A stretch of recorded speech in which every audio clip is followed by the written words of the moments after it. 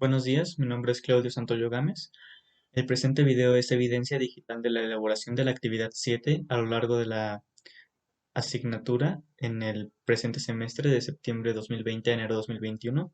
La asignatura de programación básica está dirigida al grupo C de Ingeniería Mecatrónica y para esta actividad número 7 el tema fue los algoritmos en la programación. Comenzamos, pero primero hay que definir qué es un algoritmo. Hay que decir que un algoritmo es una serie de pasos que están estructurados y ordenados de forma numérica para llegar de un punto A un punto B, de un problema a su solución. Así que ahora hay que definir que los algoritmos se componen de tres partes, que son los datos de entrada o los datos con los que se trabajará a lo largo del segundo paso, que son el proceso, para poder llegar a unos datos de salida, que es el tercer proceso, o en este caso a su solución del problema. ¿Cómo deben de ser los algoritmos? Un algoritmo estamos de acuerdo que no puede ser muy largo, no puede ser infinito, debe ser finito, como lo explica el primer punto. Debe tener un final, debe tener tanto un inicio como un final. Cada punto debe de estar bien definido, como es el segundo punto, y al mismo tiempo de ser preciso, como lo menciona el tercer punto. ¿A qué me refiero con definidos y precisos en cada parte del el algoritmo? Bueno, que cada paso debe de ser preciso en lo que se va a hacer, debe estar definidas qué variables o qué datos de entrada vamos a estar utilizando dentro de ese proceso para seguir al siguiente proceso y en el mismo proceso debe de ser igual para seguir al siguiente y al siguiente hasta llegar al final o a los datos de salida que nos van a dar la solución del problema. Un ejemplo para que sea más entendible de cómo funciona un algoritmo o qué es un algoritmo sería una receta de cocina. En este caso, los datos de entrada, que serían la primera parte, serían en esta receta de croquetas de quinoa, serían los ingredientes. Son los datos o en este caso los componentes con los que estaremos trabajando en la preparación, que es como tal el proceso o el algoritmo, que tiene un inicio y tiene un final. El final, donde se obtienen los datos de entrada, en este caso serían las croquetas de quinoa.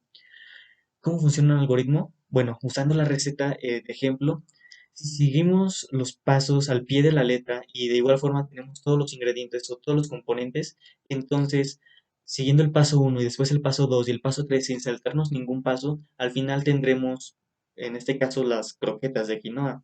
De igual forma pasa con un algoritmo. Si tenemos y establecemos los datos de entrada y después con estos datos de entrada establecemos de manera ordenada y estructurada cada proceso a seguir, al final tendremos los datos de salida que nos darán la solución al problema planteado. ¿Cómo se diseñan los algoritmos? Primero que nada, son tres puntos principales, que es, lo primero es analizar el problema. Tienes que saber con qué estás trabajando. Tienes que ver y analizar cuáles serían las posibles soluciones del problema.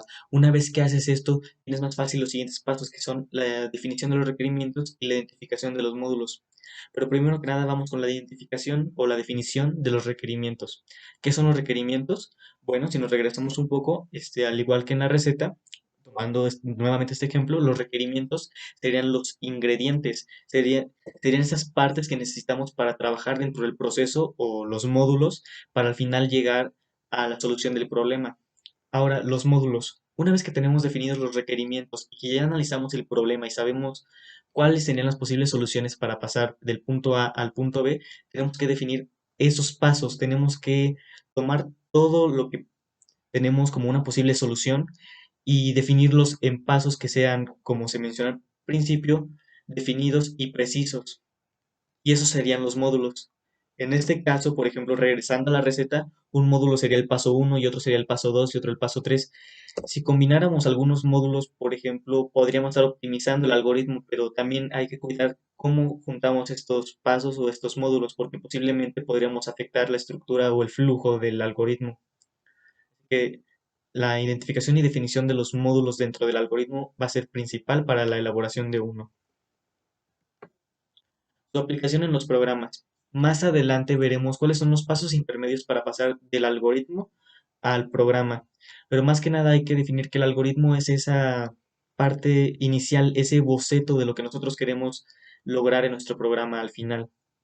Con un algoritmo estamos definiendo con qué trabajaremos, con qué fórmulas estaremos utilizando, cuáles serían posiblemente las estructuras de control o las funciones aparte que estaremos utilizando, qué tipos de variables estaremos utilizando.